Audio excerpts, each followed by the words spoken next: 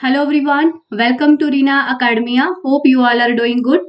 तो आज का हमारा ये चैप्टर है प्रोग्रामिंग कॉन्सेप्ट। इसमें हमने डिटेल में डिस्कस करेंगे कि प्रोग्रामिंग लैंग्वेज क्या होती हैं, इसकी टाइप्स क्या होती हैं और इसके जो प्रोग्रामिंग लैंग्वेज के फाउंडर कौन है, और भी कुछ मिसलिनियस क्वेश्चन हम इस वीडियो में डिटेल में डिस्कस करेंगे।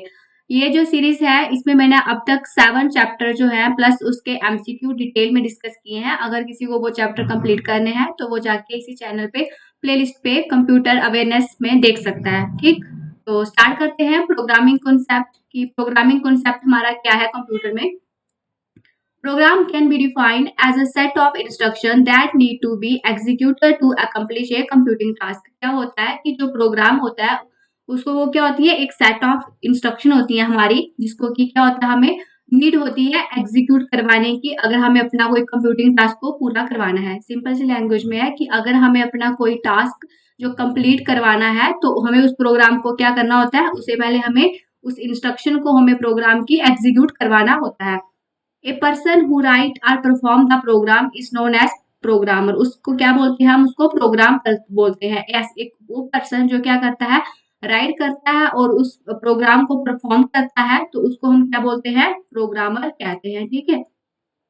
Programme uses some specific language to write program which is known as programming language. एक जो प्रोग्रामर होता है वो क्या करता है, कुछ स्पेसिफिक लैंग्वेज होता है यूज करता है। अगर प्रोग्राम को उसको राइट करना है तो वो कुछ जो लैंग्वेजेस होती हैं स्पेसिफिक उनको यूज करते हैं, जिनको ही हम बोलते हैं प्रोग्रामिंग लैंग्वेजेस। ठीक, जैसे हमारी होगी C++, जावा एटस्ट्रा। तो और भी है जो कि हमारी प्रोग्रामिंग लैंग्वेजेस होती हैं। ठीक है, एक बार फिर से डिटेल में बताती हूँ कि क्या होता है।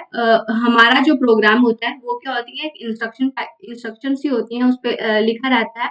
अगर हमें अपना हम कोई टास्क जो है उसे कंप्लीट करवाना है तो हमें उस इंस्ट्रक्शन उस प्रोग्राम को क्या करना होता है, एग्जीक्यूट करवाना होता है। और जो ये सारा काम करता है और इसी को हम क्या बोलते हैं, प्रोग्रामर बोलते हैं। और जो प्रोग्रामर होता है वो क्या करता है, कुछ स्पेसिफिक लैंग्वेजेस होती हैं जिसमें वो प्रोग्राम लिखता है। जैसे हमारी लैंग्वेज होती है, इंग्लिश है, हिंदी है, उर्दू है, फारसी है, मतलब ये सारी अलग अलग लैंग्वेजेस है। तो वैसे ही प्रोग्रामर की भी कुछ स्पेसिफिक लैंग्वेज होती हैं जो कि वो कंप्यूटर को उसके थ्रू क्या बताता है। ठीक है, ये होता है हमारा प्रोग्रामिंग लैंग्वेजेस। अब पढ़ते हैं आगे।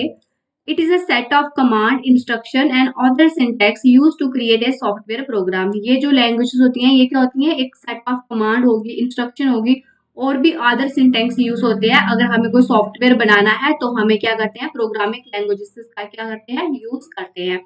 Programming language must be simple, easy to learn and use. जो प्रोग्रामिंग लैंग्वेज होते हैं वो क्या simple, easy to learn and use होती है। It must be consistent in term of syntax and semantic. ये क्या होती है, कंसिस्टेंट होती हैं in term of syntax and semantic. ठीक है, सिमेंटिक और ये जो है ये आगे पढ़ेंगे। Programming languages are mainly categorized into 3 part which are as follow. जो प्रोग्रामिंग लैंग्वेजेस है उनको जनरली हम 3 पार्ट में डिवाइड करते हैं, जो कि हम अब नीचे पढ़ेंगे। पहली है हमारी लो लेवल लैंग्वेज, फिर आएगी मीडियम लेवल लैंग्वेज, देन आएगी हाई लेवल लैंग्वेज। बारी बारी पढ़ते हैं कि ये क्या होती हैं। देखो, लो लैंग्वेज कौन सी लैंग्वेजेस होती हैं, जो कि ऊपर ऊपर से समझाती हूँ पहले। लो लैंग्वेजेस लेवल लैंग्वेजेस वो होती है जो कि कंप्यूटर को समझ आती है। ठीक है, हाई लेवल लैंग्वेजेस होती हैं जो कि इंसान को समझ आती हैं। इंसान कंप्यूटर की लैंग्वेज 0 1 की लैंग्वेज नहीं समझता, क्योंकि कंप्यूटर क्या समझता है, 0 1 की लैंग्वेज, जिसे हमें बाइनरी लो लेवल लैंग्वेजेस बोलते हैं। ठीक है, अब बीच में आता है मीडियम। तो ये क्या है, एक ब्रिज होता है जिसमें रॉ हार्डवेयर और प्रोग्रामिंग लेयर में कंप्यूटर सिस्टम की, जैसे हमारा हो गया सी हो गया। तो अब इसको डिटेल में डिस्कस करते हैं। पहले पे आते हैं लो लेवल लैंग्वेजेस। लो लेवल लैंग्वेजेस क्या होती हैं? These programming languages are more difficult to understand. It is designed to operate and handle the entire instruction set of a computer system directly, which are generally used to write the system software. जैसे कि होगी हमारी machine language और assembly language. लो level languages क्या होती हैं, ये क्या होती हैं, बहुत ही ज्यादा डिफिकल्ट होती है अंडरस्टैंड करने के लिए, और इसको डिजाइन किया होता है ऑपरेट और हैंडल करने के लिए। जितने भी इंस्ट्रक्शंस होती हैं कंप्यूटर सिस्टम में, उसको ऑपरेट और हैंडल करने के लिए हम क्या करते हैं, इस लैंग्वेजेस का यूज करते हैं। जैसे हमारी हो गई मशीन लैंग्वेजेस और असेंबली लैंग्वेजेस। तो ये दोनों क्या हमारी लो लेवल लैंग्वेजेस की एग्जाम्पल है। एग्जाम में आता भी है कि बताओ इसमें से लो लेवल लैंग्वेजेस कौन सी है, तो ऑप्शन दे देंगे मशीन लैंग्वेज, असेंबली लैंग्वेजेस, और भी 2-3 फॉर्ट्रान ये सारी दे देंगे, तो आपको बताना है कि मशीन लैंग्वेजेस और असेंबली लैंग्वेजेस हमारी किसमें आती हैं, लो लेवल लैंग्वेजेस में आती हैं, ठीक है। अब पढ़ते हैं कि मशीन लैंग्वेजेस और असेंबली लैंग्वेज क्या होती है। तो मशीन लैंग्वेज क्या होती है, it is only language understand by computer. ये एक ऐसी इकलौती लैंग्वेज है जो कि कंप्यूटर को समझ आती है। Sometime it refer to as a machine code और ऑब्जेक्ट कोड और बाइनरी लैंग्वेज। इसको हम क्या क्या बोलते हैं, मशीन कोड भी बोलते हैं, ऑब्जेक्ट कोड भी बोलते हैं, और समटाइम हम इसको बाइनरी लैंग्वेजेस भी बोलते हैं। It is a collection of binary digits that is 0 or 1 or bit that the computer read and interpret। ये क्या है, कलेक्शन है किसका, बाइनरी डिजिट का, 0 और 1, जो कि कंप्यूटर क्या करता है, रीड करता है और उसको फिर इंटरप्रेट करता है, ठीक है। तो ये होगी हमारी मशीन लैंग्वेज। सिंपल सी बात है, मशीन लैंग्वेज वो लैंग्वेजेस है जो कि कंप्यूटर को समझ आती है, और कंप्यूटर को समझ कौन सी आती है, 0 और 1। 0 और 1 की फॉर्म में को ही हम बाइनरी बोल देंगे, या मशीन बोलेंगे, या मशीन कोड बोलेंगे, या ऑब्जेक्ट कोड बोलेंगे। तो ये थी हमारी मशीन लैंग्वेज। अगला है असेंबली लैंग्वेज। ये भी हमारी लो लेवल लैंग्वेजेस की टाइप है, जिसमें ये क्या होती है, it is a low level programming language which is used as an interface with computer hardware. ये भी लो लेवल लैंग्वेजेस है, और ये क्या यूज होती है, एज अ इंटरफेस ये यूज होती है विद कंप्यूटर हार्डवेयर के साथ। इट यूजेस स्ट्रक्चर कमांड और substitution for number allowing human to read the code easier than looking at binary code. देखो उसमें था ना 0 और 1 की, उसमें समझ थोड़ा मुश्किल था, लेकिन असेंबली लैंग्वेजेस में क्या होता है कि जो इंसान है वो उसको समझ सकता है, ठीक है। ऐसे मतलब छोटी-छोटी कमांड दी होंगी, जैसे मैंने बता दिया एडीटी, एसयूबी, तो हम समझ रहे हैं कि ये ऐड करने की बात हो रही है या सब्ट्रैक्ट करने की बात हो रही है। तो इसी तरह और भी इसके क्या होंगे, कुछ कोड होते हैं इसमें असेंबली लैंग्वेजेस में, ठीक है। और ये जो होती है असेंबली लैंग्वेज थी, थोड़ी समझने में थोड़ी ईज़ी होती है ह्यूमन के लिए as compare to machine languages, ठीक। अब आते हैं मीडियम लेवल लैंग्वेज। अब मीडियम लेवल की लैंग्वेज कौन है, it serve as the bridge between raw hardware and programming layer of a computer system. ये क्या करती है, एक ब्रिज बनाती है बिटवीन किसके, एक हार्डवेयर के बीच में और एक प्रोग्रामिंग लेयर जो होती है कंप्यूटर सिस्टम की, उसके बीच में। It is design to improve the translated code before it is executed by the process. इसको हम यूज किसके लिए करते हैं, इसको हम डिजाइन इसके लिए किया है ताकि जो हमारा ट्रांसलेटेड कोड है हम उसको क्या कर सके, थोड़ा और इम्प्रूव कर सकते। मतलब प्रोसेसर से पहले, प्रोसेसर के एग्जीक्यूट होने प्रोसेसर में एग्जीक्यूट होने से पहले ये क्या करती है लैंग्वेज, उस ट्रांसलेटेड कोड को थोड़ा और इम्प्रूव कर देती है। तो जैसे होगी हमारी सी लैंग्वेजेस, ठीक। तो ये थी हमारी मीडियम लेवल लैंग्वेजेस। सिंपल सी बात है, याद रखना है कि ये क्या है, एक ब्रिज है किसके, एक हार्डवेयर के बीच और एक प्रोग्रामिंग लेयर के बीच। और इसको हम किस लिए इसको डिजाइन किया है, ताकि जो हमारा ट्रांसलेटेड कोड है वो प्रोसेसर उसको एग्जीक्यूट करने से पहले ये जो लैंग्वेज है ये थोड़ा इसे क्या कर सके, थोड़ा और इम्प्रूव कर सके, ठीक। नेक्स्ट पे आते हैं high level languages. High level language क्या होती हैं, it is an advance computer programming language that is not limited to one computer. ये क्या होती है, एडवांस लैंग्वेजेस होती है जो कि कंप्यूटर तक ही लिमिटेड नहीं है। Design for specific job and is easier to understand. इसको एक स्पेसिफिक टाइप स्पेसिफिक यूज के लिए डिजाइन किया गया है, और ये थोड़ी इजी होती है अंडरस्टैंड के समझने के लिए। The main advantages of high level language over low level language is that they are easier to read, write and understand. जो मेन जो डिफरेंस है, एडवांटेजेस है हाई लेवल लैंग्वेजेस की लो लेवल लैंग्वेज के कंपैरिजन में, तो ये है कि वो ये लैंग्वेज थोड़ी इजी है समझने में, लिखने में और पढ़ने में, ठीक है। तो ये है हमारी हाई लेवल लैंग्वेज। जैसे हमारी आ गई बेसिक, जैसे सी, फोर्ट्रन, जावा, पास्कल, ये सारी प्रोग्रामिंग लैंग्वेजेस है, और ये सारी हाई लेवल लैंग्वेजेस में आती है, ठीक। नेक्स्ट पे आते हैं, अब कुछ हाई लैंग्वेजेस हैं और उनकी जो एप्लीकेशन एरिया की ये कहाँ कहाँ पे यूज होती हैं। पहली है हमारी फोर्ट्रान, जिसका नाम है फार्मूला ट्रांसलेशन। ये जो लैंग्वेजेस हैं इनका आपको क्या करना है, इनका फुल नेम आपको याद रखना है, एग्जाम में आता है कि फोर्ट्रान का बताओ इसकी फुल फॉर्म क्या होगी, एल्गोल, लिस्प, कोबाल, बेसिक। तो ये सारी जो है ये आपको एग्जाम के लिए इंपॉर्टेंट है, तो मैं इसको इंपॉर्टेंट मार्क कर रही हूँ। ये सारी आपको याद रखनी है। ईयर आप चाहे ना याद करो, ज्यादा इंपॉर्टेंट नहीं है, बट हाँ लैंग्वेज और उसके डेवलपर और उसका यूज कहाँ होता है ये ज्यादा इंपॉर्टेंट है, ठीक। पहले आते हैं फोर्ट्रान, जिसको 1957 में किसने बनाया था, a team of program at IBM. IBM की एक प्रोग्रामर टीम जो थी उसने बनाया था, और इसको हमारा यूज कहाँ होता है, ये कैलकुलेशन के लिए यूज होता है। याद रखना है तो यहाँ से कर लो, फार्मूला, फार्मूला की हम कैलकुलेशन करते हैं, ठीक है। तो एप्लीकेशन एरिया याद रख लो, यहीं से कैलकुलेशन। और इसकी जो नेचर है वो क्या है, कंपाइल नेचर है।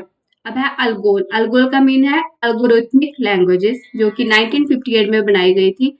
और इसके जो डेवलपर है ये कौन है? एक committee of European and American computer scientist. ये क्या मिलके बनाई थी? एक यूरोप और अमेरिका के साइंटिस्ट ने इनको मिलकर बनाया था।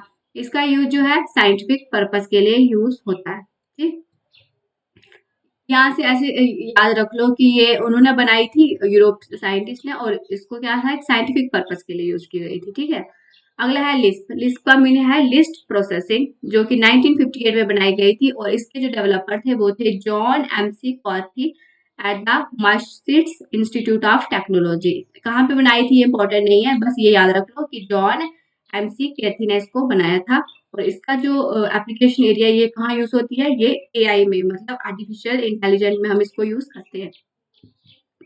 अगला है कोबाल, जिसका नाम है कॉमन बिजनेस ओरिएंटल लैंग्वेजेस, जो कि 1959 में बनाई गई थी। और इसके जो फाउंडर है वो है ग्रेस होपर। और ये किसके लिए? बिजनेस मैनेजमेंट है और स्ट्रिंग ओरिएंटेड है। देखो फुल फॉर्म से ही पता है कि कॉमन बिजनेस ओरिएंटल लैंग्वेज है, तो पर्पस भी क्या है इसका? बिजनेस मैनेजमेंट स्ट्रिंग ओरिएंटेड है। अगला है बेसिक। बेसिक का मीनिंग है beginner all purpose symbolic instruction code, जो कि 1964 में बनाई गई थी। और इसके जो फाउंडर थे वो थे जॉन जी कमने और थॉमस ई हुड्स, जो कि इसके फाउंडर है। और ये कहाँ यूज होती है? ये एजुकेशनल पर्पस के लिए हम इसको यूज करते हैं। नेक्स्ट है पास्कल, जो कि 1970 में बनाई गई थी। और इसको निकोलॉस ने बनाया था, निकोलॉस रिथ ने इसको बनाया था। और ये एजुकेशन के लिए यूज होती है। और ये इसकी भी नेचर क्या है? कंपाइल है। पास्कल से आप ऐसे याद रख लो कि पास मीन्स कि अब पास हो गया तो अब यहाँ से निकल जाए। ठीक है, तो तू पास हो गया, मानो आपका दोस्त है वो फेल हो गया और एक पास हो गया, तो फेल वाला उसको कह रहा है कि तू पास हो गया, अब तू यहाँ से चला जा। तो यहाँ से ऐसे याद रखो पास्कल और निकलाउस। निकल निकल से नकलौस याद कर लो। ठीक, एक सिंपल सा है। बाकी अपने जिसको इजिली याद हो जाता है वो खुद से कर सकता है, और जिनको नहीं याद होता है तो वो यहाँ से थोड़ा हिंट ले सकता है। अगला है सी, जो कि किसने बनाई थी? Danish Reche eight bell labs, जो कि स्टार्टिंग में हर कॉलेज स्कूल में पढ़ाई जाती है। अगला है सी प्लस प्लस। ये किसने बनाई थी? ये थी बजारने स्ट्राउस्ट्रप एट बेल लैब। ये इसके फाउंडर है, बजारने स्ट्राउस्ट्रप ने इसको बनाया था। और इसका जो पर्पस है वो क्या है? ये सिस्टम ऑब्जेक्ट प्रोग्रामिंग है। ठीक, अगला है जावा, जो कि बनाई थी जावा से, तो आप याद रख लो जेम्स गोसलिंग, जावा से जेम्स। ठीक, और ये क्या है? Internet oriented programming languages use होती है यहाँ पे। ठीक, तो ये थी हमारी कुछ common languages, high level language, जिसको कि आपको याद करना है, इनके फुल नेम याद रखने हैं, और इसको बनाया किसने है, और हो सके तो एप्लीकेशन एरिया भी आप याद कर लेना। ठीक, अगले आते हैं कुछ टर्म्स हैं प्रोग्रामिंग के रिलेटेड, जैसे प्रोग्राम की डॉक्यूमेंटेशन। प्रोग्राम डॉक्यूमेंटेशन को मैं आपको सिंपल लैंग्वेज में बताती हूँ कि एक it is a kind of documentation that give a comprehensive procedural description of a program. It show as to how software is written. The program documentation describe what exactly a program does by mentioning about the requirement of input data and effect of performing a programming task। ये जो कोई लिखा है इसको भूल जाओ, इसको simple language में देखो। कोई भी आप सॉफ्टवेयर बनाते हो, कोई भी आप प्रोग्राम लिखते हो, तो उसका क्या होता है? एक पूरा डॉक्यूमेंटेशन होता है प्रोग्राम का, कि लिखना क्या है, सबसे पहले क्या आएगा। फिर जैसे आप लेटर लिखते हो एक, तो आप सबसे पहले क्या लिखते हो? सबसे पहले ऊपर हेडिंग देते हो, अब क्या आप लेटर किसको लिख रहे हो। फिर क्या लिखते हो? सब्जेक्ट लिखते हो कि क्या पर्पस है लेटर का। फिर आप बीच में क्या लिखते हो? लेटर की बॉडी लिखते हो। फिर लास्ट में क्या बोलते हो कि ये लेटर किसने लिखा गया, फिर अपने बारे में नीचे बता देते हो। तो वैसे ही प्रोग्राम का भी इसी तरह का डॉक्यूमेंटेशन है कि सबसे टॉप में क्या आएगा, फिर क्या आएगा, फिर उसके बॉडी में क्या आएगा, फिर एंड में क्या आएगा। तो यही है सारी प्रोग्राम डॉक्यूमेंटेशन, मीन्स कि एक प्रोग्राम को हम किस तरह लिखते हैं, तो ये होती है हमारी प्रोग्राम डॉक्यूमेंटेशन। ठीक, अगला है ओप्स, जिसका मतलब है ऑब्जेक्ट ओरिएंटेड प्रोग्रामिंग। ठीक, in which program are considered as a collection of object, जिसमें हम प्रोग्राम को क्या बनाते हैं? एक ऑब्जेक्ट मेंशन कर देते हैं। ठीक, each object is nothing but an instance of class. हर एक ऑब्जेक्ट वो ऐसा कुछ भी नहीं है, बट क्या है? एक इंस्टेंस है एक किसी क्लास का। जो ऑब्जेक्ट ओरिएंटेड प्रोग्रामिंग है, ये एक सिंपल लैंग्वेज बता दो कि ये क्या है? इसमें प्रोग्राम को हम क्या कंसीडर करते हैं कि ये कलेक्शन है किसी ऑब्जेक्ट का, और जो ईच ऑब्जेक्ट है वो है कुछ नहीं है, बट एक क्या है? इंस्टेंस है एक किसी क्लास का। ठीक है, क्लास ऑब्जेक्ट ये आप जब प्रोग्रामिंग आप लैंग्वेज डिटेल में जाओगे तो आप वहां इसको अच्छे से और समझ पाओगे। अभी के लिए आप इतना याद रखो जो नॉन बैकग्राउंड से स्टूडेंट है। ठीक, नॉन टेक्निकल बैकग्राउंड से स्टूडेंट है। अगला है डीबगिंग। डीबगिंग क्या होता है? बग होता है ना, बीच में एरर आ गया, तो डीबग क्या हो गया? It is a process of locating and fixing or bypassing bug in the computer program. अगर बग आ गया, कोई एरर आ गया, तो हम डीबगिंग क्या होता है? उस एरर को क्या करना? फिक्स करना, और फिक्स करना मतलब उसको सही करना, और क्या करना? बाईपास करना। तो यही हमारा क्या हो गया? डीबगिंग हो गया। बग मतलब एरर, और डीबग होता है उस एरर को सही करना, बस ये हो गया डीबगिंग। अगला है लैंग्वेज ट्रांसलेटर। अब लैंग्वेज ट्रांसलेटर कौन से हैं? हमने लैंग्वेजेस पढ़ ली कौन कौन सी टाइप की हैं, लो, मीडियम, हाई। अब लैंग्वेजेस को ट्रांसलेट जो जो हमारे चाहिए होते हैं तो वो पढ़ेंगे। तो ये क्या होते हैं? It helps in converting programming language to machine language. ये ऐसे प्रोग्राम वो होते हैं, ऐसे ट्रांसलेटर होते हैं जो हमारी जो प्रोग्रामिंग लैंग्वेज है, चाहे वो हमारी हाई लेवल की लैंग्वेज, चाहे हमारी लो लेवल की लैंग्वेज, तो उसको ये कन्वर्ट करते हैं मशीन लैंग्वेजेस में। अब देखो यहाँ पे एक ये फिगर दी हुई है, एक फिगर ये दी हुई है। बीच में कोई लैंग्वेज ट्रांसलेटर है, चाहे आप उसको कंपाइलर ले लो, असेंबलर ले लो, इंटरप्रेटर ले लो, कुछ भी ले लो। तो क्या होगा? ये जो लैंग्वेजेस है, ये क्या है? ये लड़की जो है इसको समझ पा रही है, ह्यूमन इसको समझ पा रहा है कि ये लिखा है if per is equal to greater than equal to 33 result, ये सब समझ आ रहा है। लेकिन जब लैंग्वेज ट्रांसलेटर बीच में लगा कंप्यूटर को समझाने के लिए, तो उसने इस कोड को यहाँ पे कर दिया, ठीक है। यहाँ पे हमें सिर्फ अब ह्यूमन इसको यही समझेगा, 0 1 1 लिखे हुआ, लेकिन बस यही समझ आ रहा है ना। लेकिन बाकी में इसके जो है तो ये है ना ये, लेकिन इसको कन्वर्ट कर दिया उसने इसमें। अब ये जो लैंग्वेज है ये कंप्यूटर को समझ आ जाएगी, तो ये कंप्यूटर को समझ आ जाएगी। तो कंप्यूटर को समझ आने के लिए हम क्या करते हैं? लैंग्वेज ट्रांसलेटर का यूज करते हैं।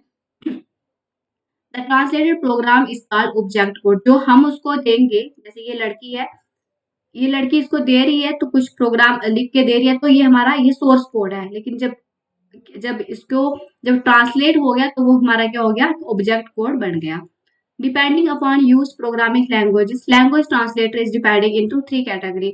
मतलब कि प्रोग्रामिंग लैंग्वेजेस का यूज के लिए जो लैंग्वेज ट्रांसलेटर है, उसको हम 3 पार्ट में डिवाइड करते हैं। एक है हमारा असेंबलर, दूसरा है इंटरप्रिटेटर, और अगला है कंपाइलर, ठीक है। तो इसको पढ़ते हैं कि क्या क्या होते हैं।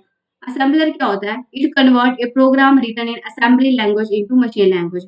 ये क्या करता है? जो असेंबली लैंग्वेज में कोई प्रोग्राम लिखा होता है, उसको मशीन लैंग्वेज में कन्वर्ट करता है। असेंबली लैंग्वेज हमने पढ़ी थी ना, जैसे वो मशीन से थोड़ी इजी थी। जैसे हम लिखते थे, मान लो ऐड लिखा है, सब लिखा है, कुछ कोड होते थे, कोड कमांड होती थी, जो कि असेंबली लैंग्वेज। तो असेंबलर उन्हीं कोड लैंग्वेज जो होती थी हमारी, उसको कन्वर्ट कर देता है किसमें? मशीन लैंग्वेज में, यानी कि 0101 की फॉर्म में। अब ये क्या आ जाएगी? कंप्यूटर को हमारे समझ आ जाएगी। Assembly language consist of mnemonic code which are difficult to learn and are machine dependent. ये जो असेंबली लैंग्वेज होती है, ये क्या होती है? इसमें कुछ निमोनिक कोड होते हैं, कुछ कोड होते हैं जो कि थोड़े याद करने में थोड़े मुश्किल होते हैं, और ये क्या होती है? मशीन डिपेंडेंट होते हैं। अगला है इंटरप्रीटेटर। इंटरप्रीटर क्या होता है हमारा? It convert A high level language programme into machine language. हमारी जो हाई लेवल लैंग्वेज प्रोग्राम होते हैं, जैसे हमने पढ़ी ना, इसमें फोर्टान पढ़ी, कोबाल पढ़ी, जावा पढ़ी, ये सारी किसमें है?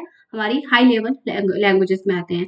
तो ये क्या करता है? ये उनको मशीन लैंग्वेजेस में कन्वर्ट कर देता है by converting it to line by line. देखो फर्क इतना है कि हमारा जो इंटरप्रेटर है वो क्या करता है? जैसे हमने ये कोई कोड लिखा, ठीक है, 1 लाइन, 2 लाइन, 3 लाइन, 4 लाइन, ये सारा कुछ-कुछ लिखा है, ये इतनी 5-6 लाइनों का कोड है मान लो। इंटरप्रेटर क्या करता है? जब ये इसको एग्ज़ीक्यूट करेगा, तो ये क्या करेगा? ये पहले 1 लाइन को चेक करेगा, फिर दूसरी लाइन को चेक करेगा। अगर इसको दूसरी लाइन में कोई एरर मिल गया, तो ये यहीं पे रुक जाएगा, ये आगे नहीं बढ़ेगा। और कंपाइलर में क्या होता है? कंपाइलर पूरा कोड एक साथ करता है, वो पूरा कोड एक साथ करता है, फिर एरर बताता है। लेकिन इंटरप्रेटर हमारा लाइन बाय लाइन चेक करता है, जिससे कि हमारा अगर कहीं ऊपर कहीं एरर आ जाएगा, तो वो आगे एग्जीक्यूट नहीं होगा जब तक हम उस एरर को क्या करेंगे? सही नहीं करेंगे। तो ये होता है हमारा interpreter. If there is an error in a line, it stop the execution of program immediately and report to the user at the same time। यही सेम बात है कि जब उसको अगर किसी लाइन में एरर दिख जाए, तो वो उसी टाइम उसका एग्जीक्यूशन क्या होता है? रुक जाता है, और वो यूजर को बता देता है कि हाँ यहाँ पे एरर है।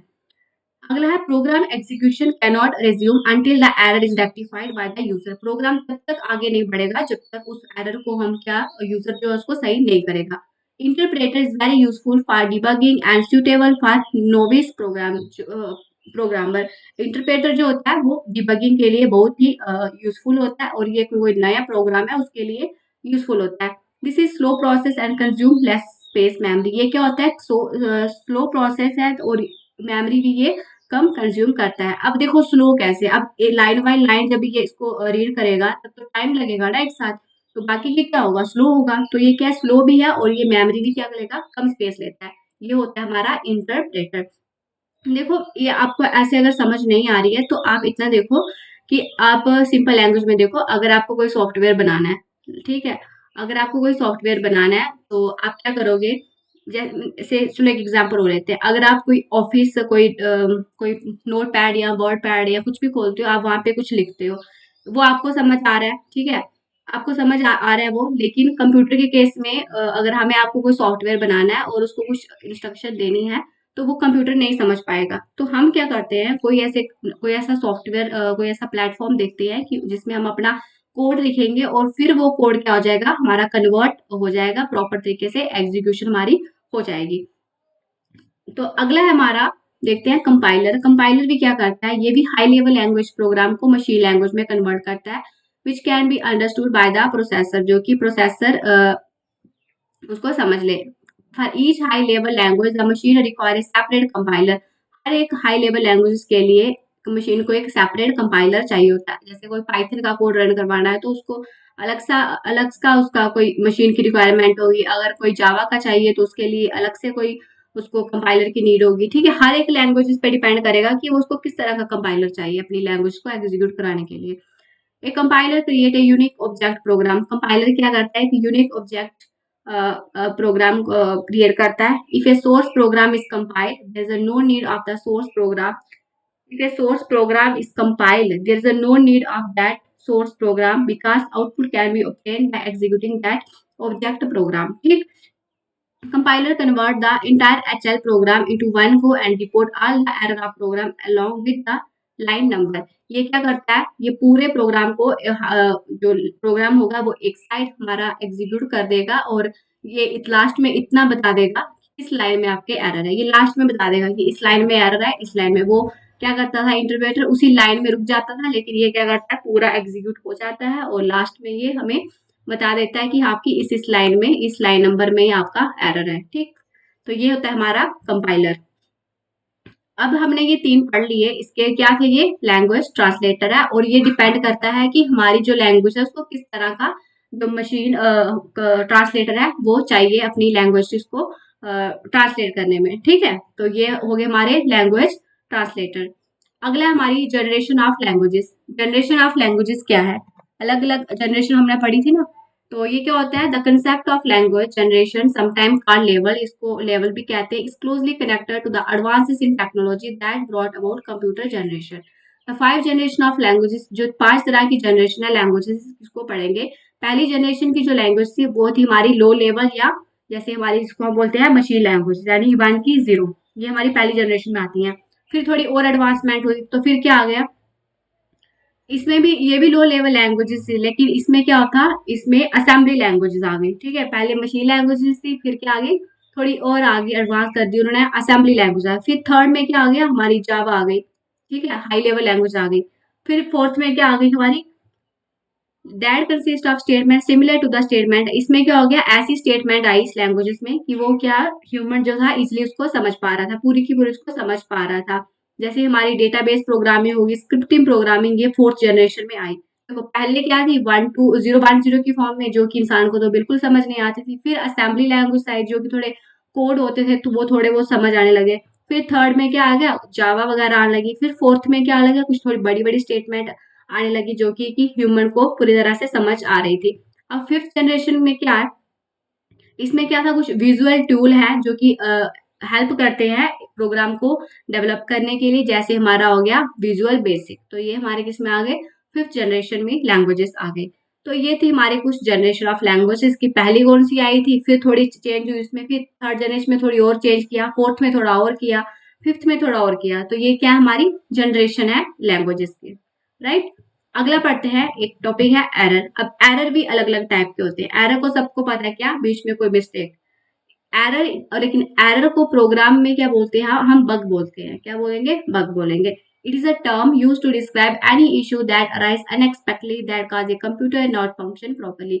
ये क्या होती है? एक ऐसी टर्म होती है जो कि अगर कहीं पे आ जाए तो हमारा जो प्रोग्राम है, हमारा जो फंक्शन कंप्यूटर है हमारा, जो है वो प्रॉपरली फंक्शन नहीं करेगा। ठीक, अगर ये एरर कहीं पे आ जाए तो।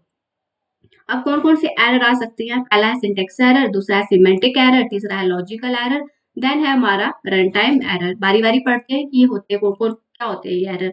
सिंटेक्स एरर नाम से पता चल रहा है कि अगर उस सिंटेक्स लिखने में अगर कोई एरर है तो वो हमारा सिंटेक्स एरर होगा। When the rule of programming language are not followed, the compiler will show syntax error. अगर कोई प्रोग्रामर कोई प्रोग्रामिंग लैंग्वेज लिख रहा है लेकिन वो सिंटैक्स को फॉलो नहीं कर रहा है जो होना चाहिए, तो उसी को हम बोलेंगे सिंटैक्स एरर। ठीक है, प्रोग्रामिंग, लेकिन मैंने आपको बोला ना प्रोग्राम की एक डॉक्यूमेंटेशन होती है कि सबसे पहले क्या लिखना है, फिर क्या लिखना है, फिर क्या लिखना है। जैसे हम एक सिंपल कोई लेटर लिखते हैं, ईमेल लिखते हैं, तो उसका जैसे फॉर्मेट होता है लिखने का, वैसे ही प्रोग्राम को लिखने का भी एक तरीका होता है। तो अगर उस तरीके में कोई अगर लिखने में कोई प्रॉब्लम आ जाए तो वो हमारा दिखा देगा कि सिंटैक्स एरर है। अगला है semantic error. Semantic error are reported by compiler when the statement written in program are not meaningful to the computer. Semantic error क्या होता है कि अगर जो आप कोई स्टेटमेंट लिखते हो लेकिन वो क्या है, मीनिंगफुल नहीं है उस कंपाइलर के लिए, जो आप कंपाइलर पे आप लिख रहे हो उस वो उसमें उसका कोई मतलब है ही नहीं है, तो वो हमारा आ जाएगा सिमेंटिक एरर। मैन से याद रख लियो, मतलब उसका मीनिंग उस कंपाइलर के लिए उसको नहीं है, कोई मीनिंगफुल नहीं है। आपका आपने जो कुछ लिखा है वो क्या मीनिंगफुल नहीं है, उसका कोई मतलब नहीं है, कंपाइलर को समझ नहीं आ रहा है कि क्या इसका मतलब है, तो वो आ जाएगा हमारा सिमेंटिक एरर। अगला है लॉजिकल एरर। लॉजिकल एरर क्या होता है? Are those error that occur in the output of the program. ये ऐसे एरर होते हैं जो कि हमें हमारे आउटपुट जब हमारा आ जाए उसमें देखने को मिलते हैं। The presence of logical error lead to undesired और इनकरेक्ट आउटपुट। अगर हमारे ये लॉजिकल एरर रहते हैं किसी भी प्रोग्राम में तो इसमें हमें क्या मिलेगा? एक इनकरेक्ट आउटपुट जो है वो देखने को मिलेगा। अगर आपने इनपुट में कुछ अगर अगर कुछ एरर आ गया है तो आउटपुट में भी आपको वो इनकरेक्ट ही दिखाएगा, मतलब कि आपके लॉजिक में कोई एरर है। ठीक, तो ये आ गया हमारा लॉजिकल एरर। अब रन टाइम एरर क्या होता है? Run time error are those error that occur during the execution of a program. It generally occur due to some illegal operation performed in the program. देखो, run time error क्या होता है? आपने जब अपना पूरा प्रोग्राम बना लिया फिर आपको क्या करोगे? उसको एग्जीक्यूट करवाओगे, उसको रन करवाओगे। अगर रन करवाते टाइम अगर कोई हमारा एरर आ जाता है तो वो हमारा क्या हो जाएगा? हमारा रन टाइम एरर होगा। और ये किसके वजह से होता है जनरली? ये कुछ अगर इलीगल ऑपरेशन कोई अगर परफॉर्म करता है यूजर तो क्या होता है? तो भी ये हमारा जो रन टाइम एरर है वो होता है। इसे एक बार फिर से रिवाइज करते हैं। सिंटैक्स एरर मतलब कि प्रोग्राम की डॉक्यूमेंटेशन में कोई एरर। सिमेंटिक एरर की कोई जो मीनिंग अगर कंप्यूटर को समझ नहीं आ रहा है किसने लिखा क्या है, उस कंपाइलर को नहीं समझ आ रहा है, तो वो सिमेंटिक एरर। लॉजिकल एरर है मीन्स कि लॉजिक में कोई एरर एरर आ गया। रन टाइम एरर मीन्स कि एग्जीक्यूशन के टाइम अगर कोई एरर आ जाता है तो वो हमारा रन टाइम एरर होता है। तो ये थे हमारे कुछ टाइप्स एरर की जो कि आपको पता होने चाहिए और आपको एग्जाम में यहाँ से क्वेश्चन भी आ सकता है। ठीक, अगला है हमारा algorithm क्या होता है। ठीक, an algorithm is a step by step method of solving a problem. It is commonly used for data processing, calculation and other related computer and mathematical operation. algorithm क्या होता है हमारा? ये क्या होता है? स्टेप बाय स्टेप प्रोसेस होता है। जैसे हम लिखते हैं ना कोई सबसे पहले मान लो आप कोई कुछ बना रहे हो। ठीक है, आप क्या कर रहे हो? मान लो आप कुछ चाय बना रहे हो। मैं एक एग्जांपल देती हूँ। आप चाय बना रहे हो तो सबसे पहले आप क्या बोलोगे? सबसे पहले आप उसमें एक पैन लोगे तो पहले स्टेप में क्या लिखोगे कि हमने क्या लिया? एक पैन लिया। ठीक है, फिर दूसरे में क्या लिखोगे? हमने उसमें उस पैन में क्या किया? थोड़ा पानी डाला। फिर तीसरे में क्या लिखा? फिर हमने उसमें क्या डाला? उसमें जो चाय पत्ती है वो डाली। फिर उसमें क्या डाला? फिर दूध डाला। तो इस तरह स्टेप बाय स्टेप क्या होगा? आपने अपनी चाय बना ली, मतलब इस थोड़ा और तरह की। तो ये क्या होता है? एल्गोरिदम होता है। तो प्रोग्राम को भी क्या करते हैं हम? जब हमें लिखना हो तो हम बताते हैं कि सबसे पहले हमने क्या किया, सबसे पहले हमने ये किया, फिर उसके बाद हमने ये किया, फिर हमने ये किया, फिर ये किया। तो ये जो स्टेप बाय स्टेप प्रोसेस होता है लिखने का प्रोग्राम को, तो यही हमारा क्या होता है? हमारा एक एल्गोरिदम होता है। जैसे हर एक, जैसे यूट्यूब का अपना एल्गोरिदम है, फिर इंस्टाग्राम का अपना एल्गोरिदम है, फेसबुक का अपना एल्गोरिदम है, हर एक चीज का अपना अपना एल्गोरिदम है। तो वैसे ही प्रोग्राम को जब हम लिखते हैं स्टेप बाय स्टेप प्रोसेस में, तो वो ही हमारा क्या होता है? एल्गोरिदम होता है। The desirable feature of an algorithm are, जैसे each step of algorithm could be simple. Simple algorithm क्या होना चाहिए आपका? इजी होना चाहिए। It must be in finite number of step, ये क्या होना चाहिए? कुछ लिमिटेड स्टेप्स में होना चाहिए। ये नहीं है बस आप पूरा लिखते गए। फाइनाइट स्टेप इसमें हो सकते हैं। It must be efficient as possible, ये क्या होना चाहिए? एफिशिएंट होना चाहिए, क्लियर होना चाहिए, क्लियर इन द सेंस होना चाहिए। It should be effective, that it must lead to unique solution of the problem, ये क्या होना चाहिए? इफेक्टिव होना चाहिए, ताकि जो प्रॉब्लम का सोल्यूशन है वो क्या करे? यूनिक हो। तो ये होता है हमारा क्या? एल्गोरिदम। एल्गोरिदम कुछ नहीं है, एक स्टेप बाय स्टेप प्रोसेस होता है किसी भी प्रोग्राम को लिखने का। ऐसे आप प्रोग्राम आप कंपाइलर लोगे तो उधर आप अपना फॉर्मेट लिख दोगे, उधर कोडिंग में आप कुछ वर्ड डालोगे, लेकिन एल्गोरिदम एक सिंपल लैंग्वेज है जो आप कंप्यूटर को इसलिए समझ आ जाएगी, इंसान को भी समझ आ जाएगी। जैसे आपने किया था, जैसे मान लो आपको क्या करवाने हैं? 2 नंबर प्लस करवाने हैं, ठीक है? 2 + 2 को प्लस करवाना है, तो आप क्या लिखोगे? पहले ऐड, सबसे पहले आप लिखोगे टेक 2 नंबर, फिर उसके बाद फिर ऐड करोगे ऐड 2 नंबर, फिर मतलब इस तरह से जो होगा हमारा प्रोसेस, जो एल्गोरिदम में स्टेप बाय स्टेप प्रोसेस होगा कि पहले क्या हुआ, फिर क्या हुआ, फिर क्या हुआ, तो यही हमारा एल्गोरिदम होता है। अगला है टिट बिट्स। अब टिट बिट्स कुछ है हमारे, कुछ इंपॉर्टेंट पॉइंट है। विजुअल बेसिक क्या है? इंटरप्रेटर लैंग्वेज है। रिजर्व वर्ड होते हैं, कुछ ऐसे वर्ड होते हैं जो कंपाइलर या उस असेंबलर में फिक्स होते हैं पहले से, ठीक है? और हम उसको डायरेक्टली क्या कर सकते हैं? यूज़ कर सकते हैं अपने प्रोग्राम में। अगला सूडो कोड क्या होते हैं? ये कोई प्रोग्रामिंग लैंग्वेज नहीं होती है, बट ये क्या होती है? इनफॉर्मल वे होता है एक प्रोग्राम को डिस्क्राइब करने का। It does not follow any syntax directly, ये इसमें कोई भी सिंटैक्स को हम कोई फॉलो नहीं करते हैं। जैसे प्रोग्राम में हमको सिंटैक्स होता है ना पूरा लिखने का, लेकिन सूडो कोड में ऐसा कुछ नहीं है। कंट्रोल स्ट्रक्चर क्या होते हैं? Is a statement or block of statement or in a programming language that determine the control flow or sequence of execution of other instruction or statement. ये कंट्रोल स्ट्रक्चर क्या होते हैं कि ये क्या करते हैं? कंट्रोल फ्लो और सीक्वेंस को क्या करते हैं? मतलब कि उसको, sorry, it is a statement or block of statement in ये क्या होती है? स्टेटमेंट होती है या ब्लॉक होती है स्टेटमेंट के प्रोग्रामिंग लैंग्वेज में, जो कि क्या करते हैं? डिटरमाइन करते हैं उसका कंट्रोल फ्लो, और जो सीक्वेंस होती है एग्जीक्यूशन और एग्जीक्यूशन इंस्ट्रक्शन और स्टेटमेंट की, उसको ये क्या कर देते हैं? उसको कंट्रोल वो करते हैं। तो ये थे हमारे कंट्रोल स्ट्रक्चर। अगला है looping. Is a control structure which is used in program to execute a particular set of statement repeatedly. Looping क्या होती है कि अगर हमें कोई एक स्टेटमेंट को बार बार रिपीट करवाना है, वही हम चाहते हैं कि ये बार बार हो, तो उसको हम क्या कर देते हैं? उसको ही हम लूपिंग बोलते हैं। मान लो आपको कोई सिंटेक्स है, जैसे राम इज अ बॉय, ठीक है? एक बार लिख दिया राम इज अ बॉय, यहाँ लिख दिया राम क्या है? एक बॉय है। लेकिन मैं चाहती हूँ कि मैं इस स्टेटमेंट को 10 बार अपने आउटपुट में दिखाऊं। 10 बार अगर अपने आउटपुट में दिखाऊं, तो क्या मैं इनपुट में इसको 10 बार लिखूंगी? इनपुट में 10 बार मैं राम राम लिखूंगी? नहीं, मैं क्या करूंगी? यहाँ पे लूप चला दूंगी। लूप चला दूंगी कितना? 10 बार, एक से लेके 10 लिख दूँ, लूप चला दूंगी, मतलब उसका एक सिंटेक्स होता है लूपिंग का भी, वो चला दूंगी, और फिर क्या आ जाएगा हमारा आउटपुट में? हमारा 10 बार क्या हो जाएगा? राम इज अ बॉय, मतलब कि आउटपुट में हमारा आ जाएगा। तो ये था, होती है हमारी लूपिंग। मतलब कि अगर हमें कोई स्टेटमेंट बार बार चाहिए कि हमारे आउटपुट में यही स्टेटमेंट दिखे बार बार, तो हम उसमें इनपुट में क्या देते हैं? लूप चला देते हैं, यानी लूपिंग कर देते हैं। तो ये होती है हमारी लूपिंग। तो ये था हमारा प्रोग्रामिंग का कॉन्सेप्ट, जो कि मैंने कोशिश की है कि आपको इजिली समझ आ जाए, और कुछ छोटी सी ट्रिक्स बताई है कि आप उसको थोड़ा रिलेट कर लो उनके डेवलपर को, लैंग्वेजेस को। तो यहाँ हमारा ये जो चैप्टर है प्रोग्रामिंग कंसेप्ट, ये हमारा कंप्लीट होता है। और अगर किसी को कोई इंक्वायरी हो तो वो कमेंट सेक्शन में पूछ सकता है। और अगर आपको ये वीडियो अच्छी लगे तो वीडियो को लाइक भी करना और सब्सक्राइब भी करना, ताकि आपको और अच्छे लेक्चर आगे भी मिलते रहें। So thank you for this.